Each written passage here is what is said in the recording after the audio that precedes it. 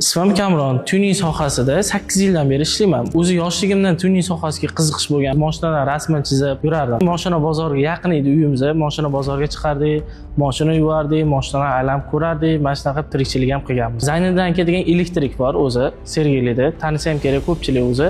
O'sha odamga shogird tushganman. Mana Adam o'zlari olib borganlar, mana shogird tush, urgan, qiziqishing bor, bilaman deganlar uchun shu yerga borib shogird tushib o'rganganman. Keyin bir kuni shunaqa vaziyat bo'lgan, mashinani bir marta tablosini yechib berdilar-da menga. Bitta Siroch aka degan odam bor edi, tablochi. O'sha yerga olib borgan deb aytdilar. Biz switch almashtirib 30 ming so'm, 50 ming so'm pul topardik.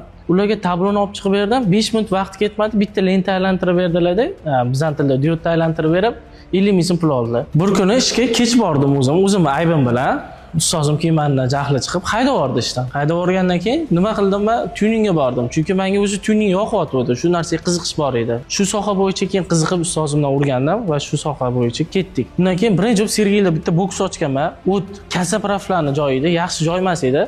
Bir oyda yopilib ketgan u servisimiz. Avtotuningda istoriyasini ko'rib qoldim men. Tablochi, farachi, ustalar kerak degandi. Tablo, fara, xullas hamma narsa qilish boshladim. Baribir u kimnidir joyi edi, o'zimniki emas edi. Eslayman, shu may oylarimi birinchi oxiri, may oyi oxirida, iyunda o'zimni shaxsiy birinchi servisimni ochganman. Sherigim bilan ishlardik, u arenda to'lay olmay qoldi. Bitta o'zimga arenda qimmatli qildi. Chunki endi yangi ochilgan joy.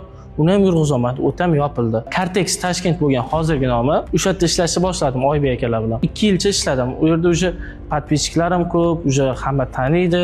2023-yil keyin Xumarenaga keldim. Xumarenada servis ochdim.